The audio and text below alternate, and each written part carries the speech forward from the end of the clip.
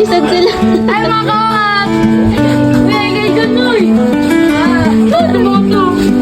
Hello mga ka-OAT! It's your girl again, Remrem, at day 10 na ng daily vlog ganap natin. Hoy! Gusto niyo yan? Gusto ko yan! So, ayan na nga mga ka-OAT. Grabe, vlog 10 na tayo ngayon. Parang kailan lang yung unang upload ko. Ngayon, may 10 vlog na tayo. Hoy! At alam niyo mga ka-OAT, habang tumatagal, parang mas nagiging barkada ko na kayo. Hoy! Hindi na lang kayo nanonood. Feeling ko, kasama ko na kayo dito araw-araw sa tindahan. Hoy! So, ayan na nga mga ka-OAT. Busy na naman dito. May nagpapabalot, may nagtatanong ng dagdag sa usawan. At syempre, may batang hindi makapag-decide kung fishball o kwek-kwek ang pipiliin niya. Bakit ba naman kasi mamimili kung pwede namang lahat? Hoy! Ganito kasi sa street food, walang diet-diet. Basta happy belly lang. Hoy! At nakakatuwa pa nga minsan mga ka-OAT. May mga suki kaming parang mas marites pa sa amin. Hoy! Pag dumating, hindi na agad order ang bungad, kundi kwento agad ng kapitbahay nila. At kami naman, syempre, nakikinig habang nag-aabot ng pagkain. Hoy! Multitasking ang mga OAT na to. Pero in fairness mga ka-OAT, kahit pawis na ang mga OAT na ito, kahit mainit, sumisingaw ang mantika, sulit pa rin kasi bawat araw may bagong eksena. Hoy! Minsan may slow day, minsan sobrang dami, pero laging may dahilan para ngumiti. Hoy!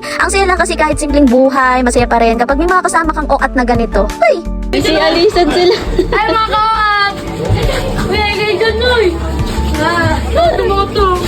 So ayun na nga mga ka-OAT, at itong batang OAT na ito ay nakakadalawa na. Hoy! Bumili nga ulit siya dyan ng kikiam rice. Yes, opo, sa halagang 20 pesos lang ay makakabili na talaga sila ng kanin at kikiam. Hoy! Nakakatuwa lang din talaga na nabubusog namin sila sa halagang ganun. Hoy! At minsan nga mga ka-OAT, hindi lang talaga pagkain ang dala ng tindahan na to, kundi kwento ng bawat tao na dumadaan. May estudyante na galing school, dito muna dumidiretso bago umuwi kasi daw mas mura pa rito kaysa sa school nila. Hoy!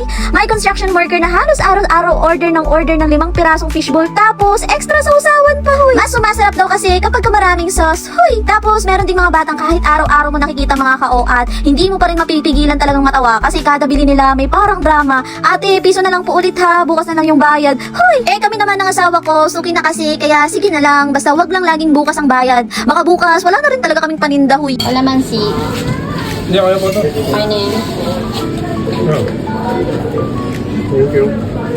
At ito mga ka-OAT, may batang OAT dito na nagsusuot ng tsinelas. Gusto na namang lumabas ang batang OAT na yan. Hoy! At mga ka-OAT, meron din pala kaming tindang mga ganito na talaga namang gustong-gusto ng mga batang OAT na to. Bakit kaya ang mga batang OAT na yan ay kapag ka nakakakita ng mga ganyan talaga ay parang kumikinang talaga ang mga mata? Hoy! At alam niyo mga ka-OAT, natutuwa na rin talaga ako sa simpleng street food na to. Dito nabubuo talaga yung banding. Yung tipong hindi lang basta pagkain, kundi kwento, tawanan, at minsan pati na rin talaga sa asaran. May magjowa na nag-aaway kung ilang piraso ng kwek-kwek ang kukunin, tapos mamaya mag-aasaran na. Ikaw na lang talaga ang kumain, huwag ka na mag-share. Uy! So yun na nga mga ka-OAT, dumating na rin tong asawa ko na galing palengke. Ay grabe, minsan nga awang-awa na ako dyan, lalo na kapag marami talaga siyang pinamamalengke. Sabi ko nga sumama ako para naman makita nyo, pero wala talaga akong time at hindi talaga ako nagkakaroon ng time na sumama sa kanya kasi minsan wala talaga nagbabantay sa paninda namin. Hoy! At eto nga, paggabi na naman, at eto, may bata na naman gustong magpaharot. Hoy! Ang landi. Kanina pa nga nagpapapansin sa akin niya ang batang OAT na yan. Talaga naman nagpapaharot. Hoy! Naisipan nga muna naming maglaro nitong Uno card habang hinihintay namin yung last buyer namin. Hoy!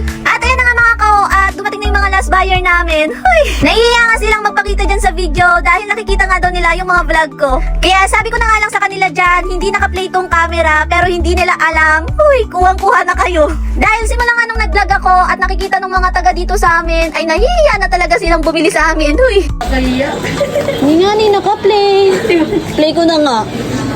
Kaya sausawan. Libre niyo daw si Wamos. Pag viral yung video, nandun kami. Wala lang. Nani.